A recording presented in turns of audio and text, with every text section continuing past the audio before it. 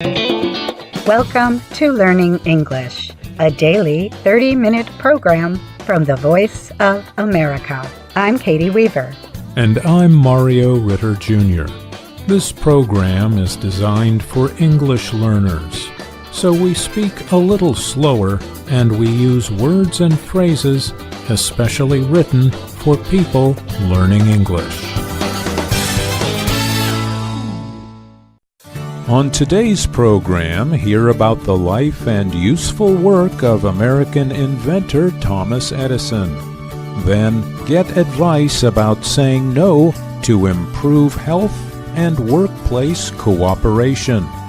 A UN agency wants to provide cancer drugs to children in poor countries. After that, find out why it will cost more to climb the world's highest mountain. We close the show with the lesson of the day.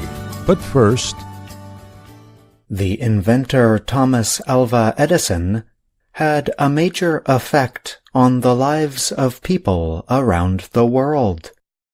Thomas Edison is remembered most for the electric light, his phonograph, and his work with motion pictures. Edison was born on February 11th, 1847, in Milan, Ohio. He was mostly self-taught. His mother taught him reading, writing, and mathematics. He learned from books, and he experimented. At the age of 10, he experimented with chemicals and electricity. He built a telegraph machine and, at the age of 16, he went to work as a telegraph operator. He continued his work with electricity, making improved telegraph machines, and he invented an electrical voting machine. Edison earned enough money from his early inventions to start his own company in 1871. Instead of working alone, he worked with a group of employees on many different projects at one time. They asked the United States government for patents to protect more than 100 devices or inventions each year. He was an extremely busy man. In 1913, a popular magazine at the time called Thomas Edison the most useful man in America. He almost never slept more than 4 or 5 hours a night. He usually worked 18 hours each day because he enjoyed what he was doing. A reporter asked Edison in 1917 which of his many inventions he enjoyed the most. He answered, "The phonograph was really the most interesting." The hardest invention to develop, he said, was the electric light. He said that it was the most difficult and the most important. He also invented the modern motion picture film. In 1928, he received a Special Medal of Honor from the Congress of the United States. Thomas Edison died on January 6, 1931. People worldwide have had easier and more enjoyable lives because of his inventions. I'm John Russell.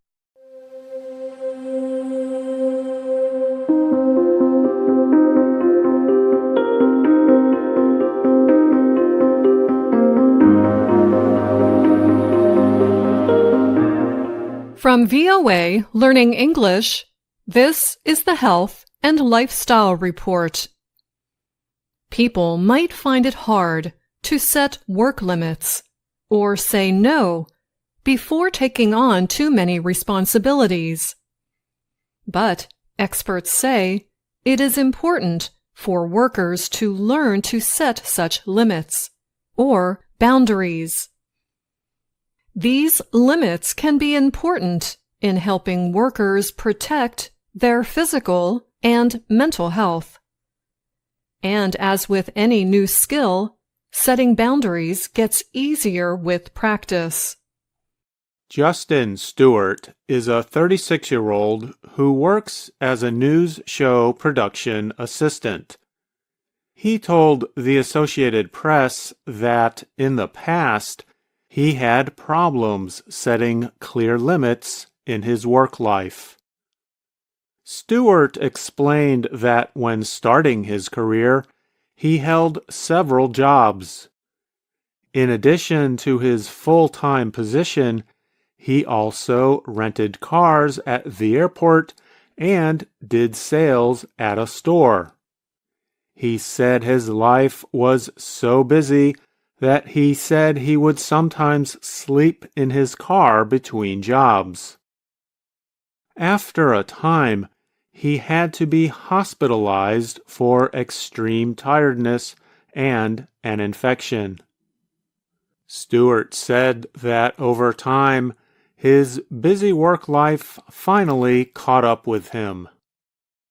While people around me praised my hustle, I eventually paid the price.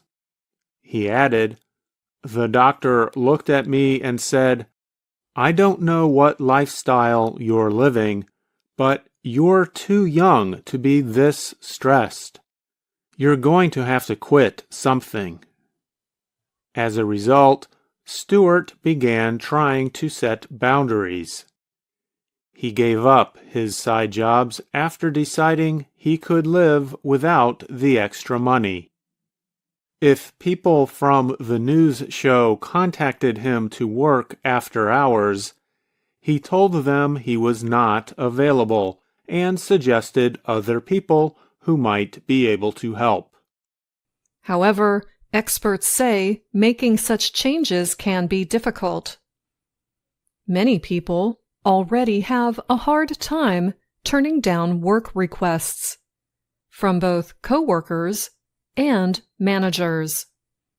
For example, it might make some people feel good to be needed or to please others. But as with any new skill, setting boundaries can get easier over time.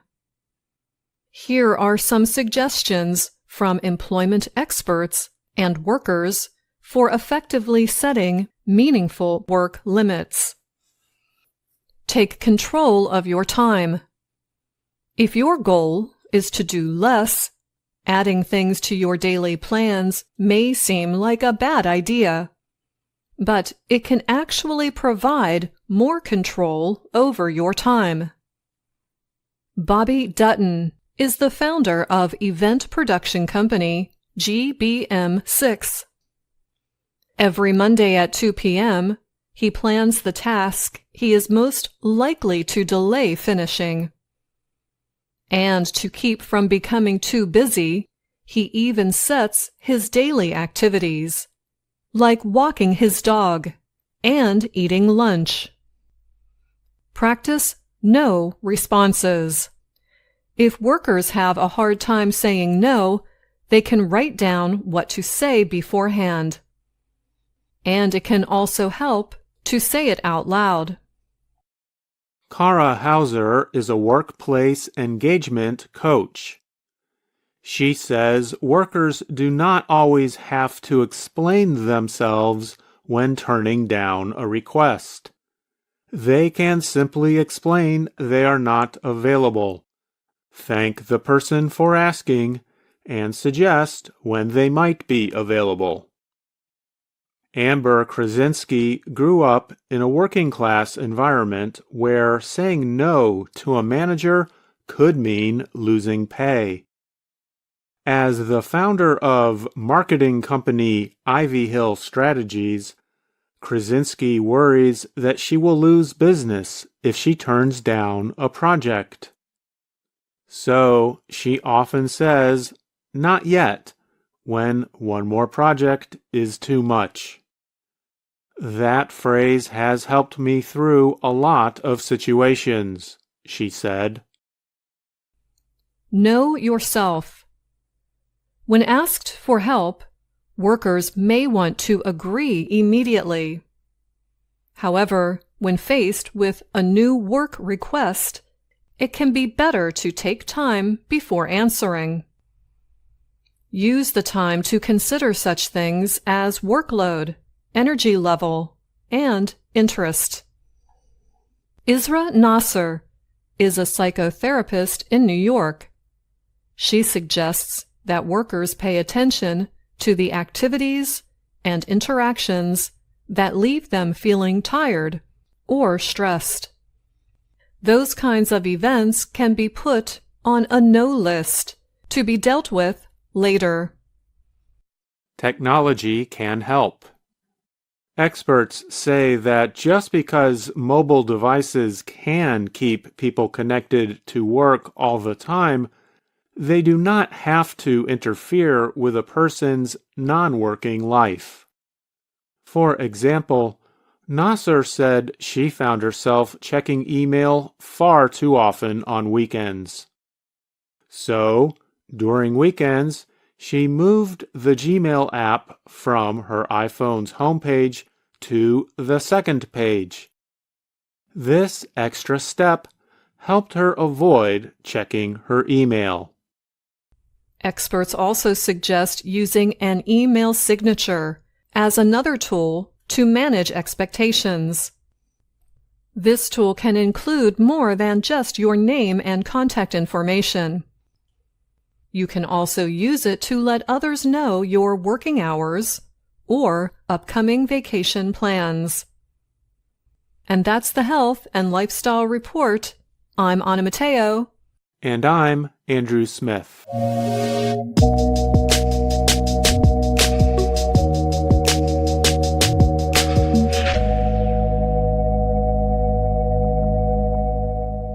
The World Health Organization, WHO, has launched a new service or platform to provide free cancer medicines to thousands of children in less wealthy nations. The WHO defines these as low and middle-income countries. The first medicines were to be provided to Mongolia and Uzbekistan. The next shipments would go to Ecuador, Jordan, Nepal, and Zambia as part of the project's testing or pilot period, the WHO said.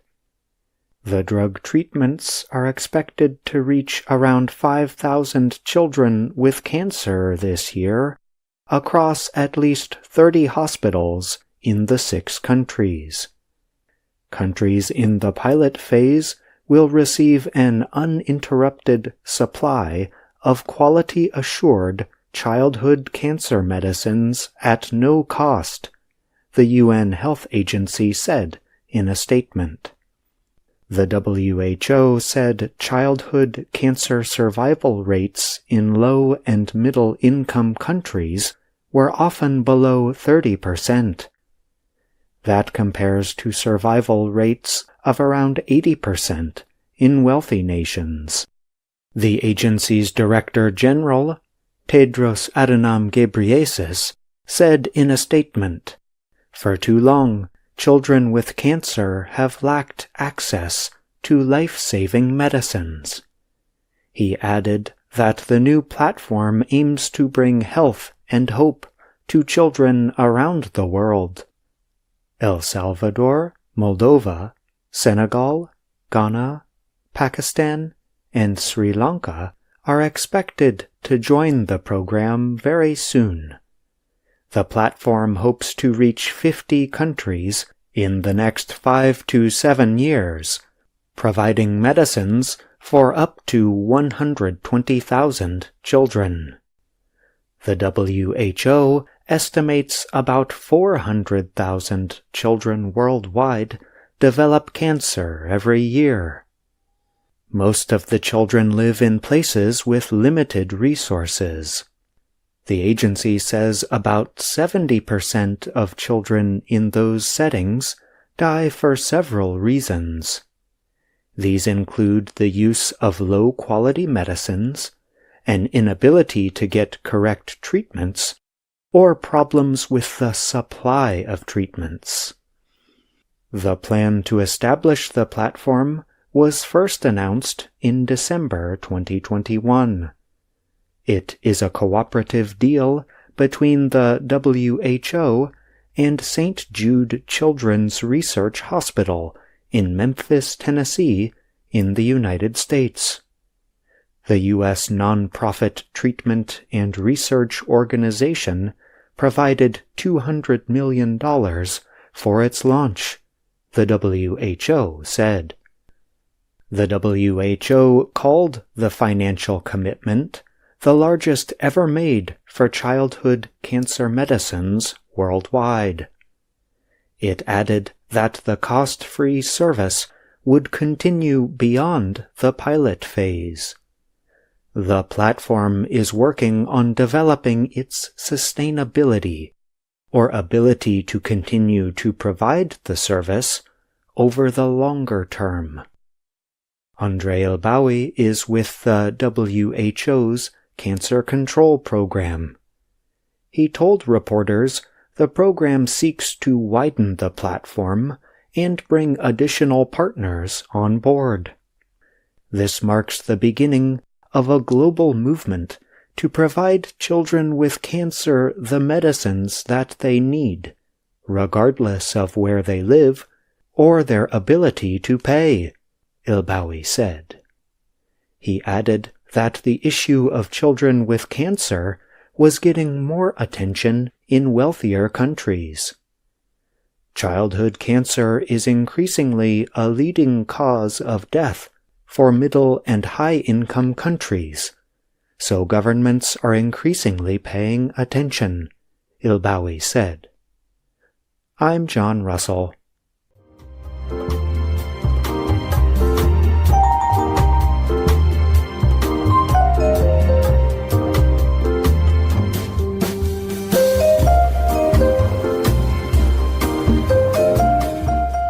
The government of Nepal has increased the cost of a permit to climb Mount Everest by about 1/3. Officials say the price increase aims to help reduce pollution and increase safety on the world's highest mountain. The director of Nepal's tourism department is Narayan Prasad Regmi. He told the French news agency AFP the cost for a permit in the popular spring climbing season will increase from $11,000 to $15,000. Regmi noted the price had remained the same for about 10 years, so the government decided it was time to make a change. The costs, or fees, for climbing during less popular and more difficult times of year, such as during winter or the summer monsoon rains, have also increased. This includes an increase from $5,500 to $7,500 during the autumn climbing season. Thousands of climbers come to Nepal each year. The country is home to 8 of 14 of the world's tallest mountains, over 8,000 meters. Everest is 8,849 meters tall and sits on the border between Nepal and China. Foreign climbers spend tens of thousands of dollars on their efforts to climb Everest. More than 400 people bought climbing permits for Everest last year. This brought in around $4 million to the government. Nepal uses the money to remove waste from the mountain and to finance search and rescue operations.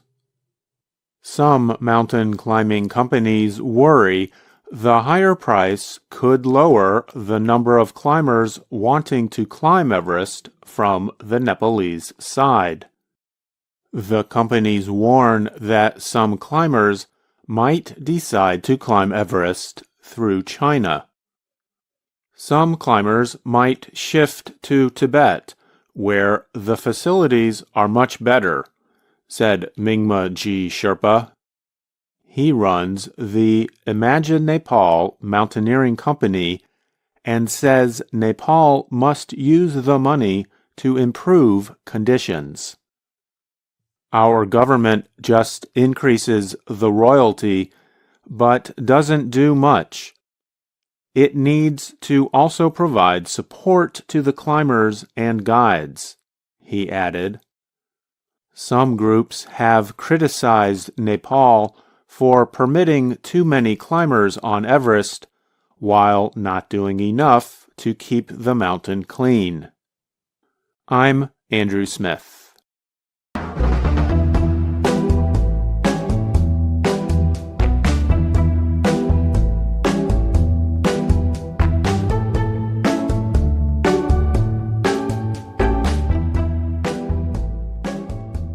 Hello, my name is Anna Mateo.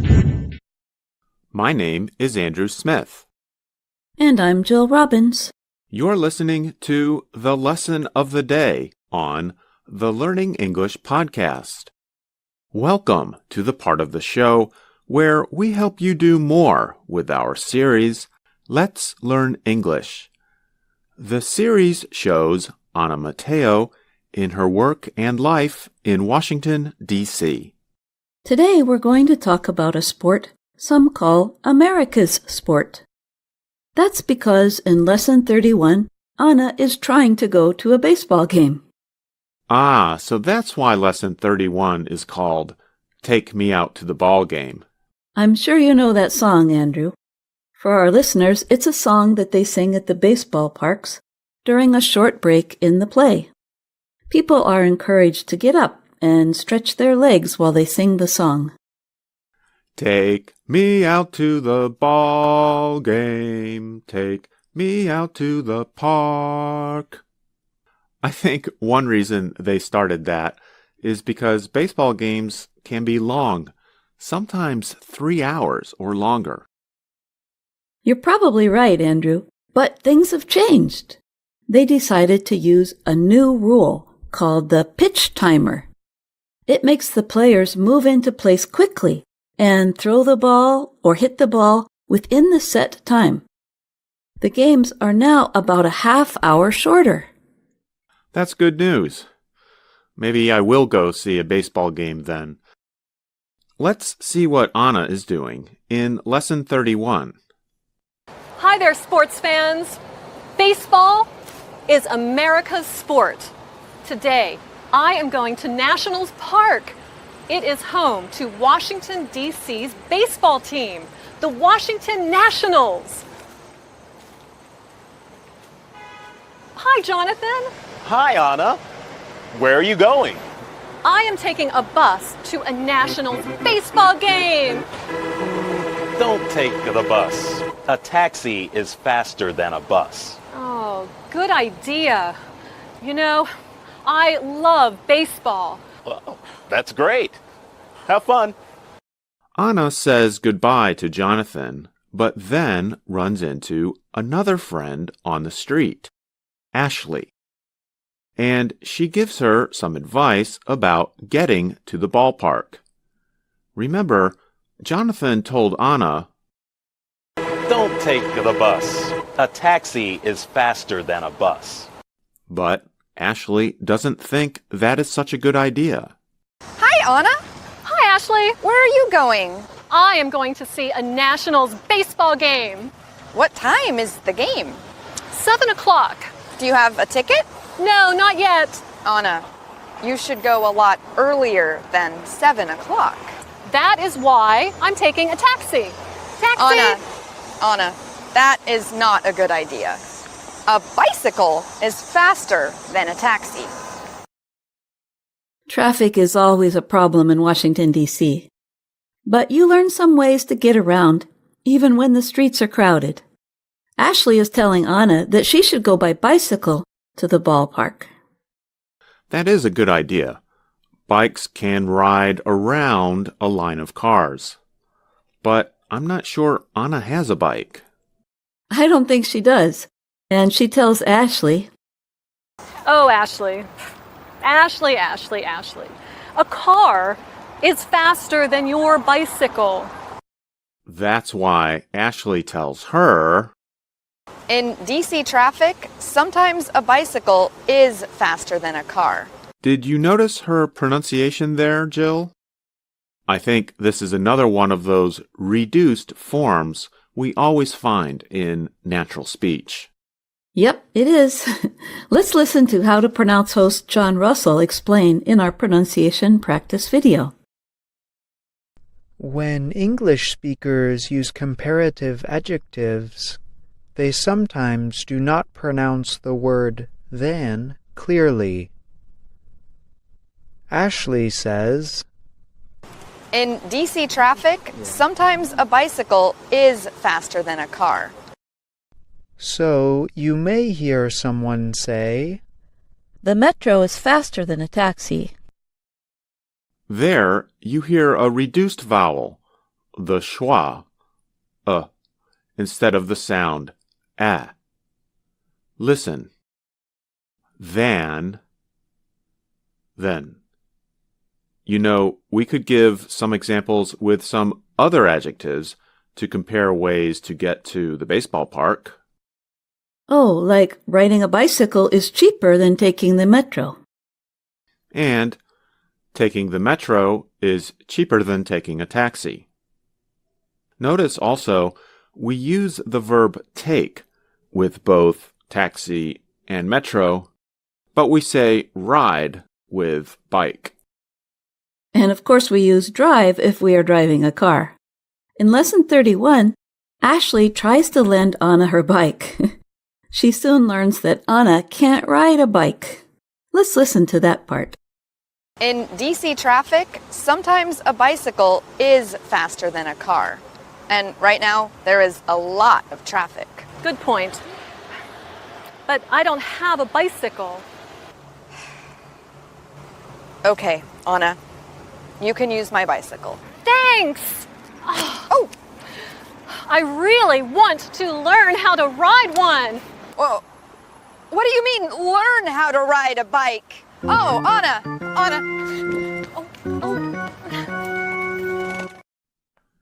Well, it looks like Anna is going to have to find another way to get to the game.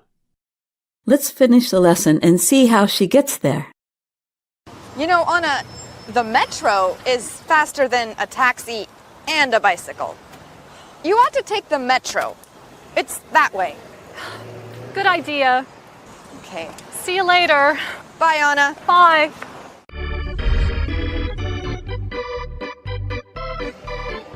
The metro was a lot faster than a bus, taxi, or bike. And now I'm at National Park.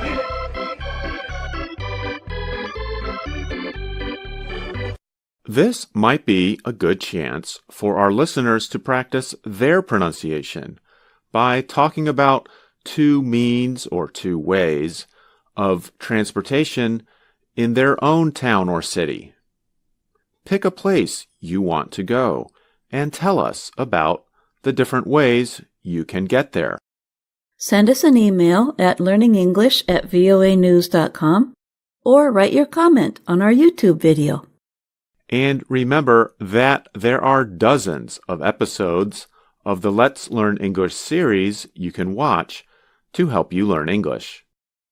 And don't forget, on our website, learningenglish.voanews.com, each episode of the Let's Learn English series comes with a lesson plan you can download to help you learn more or even teach English to others.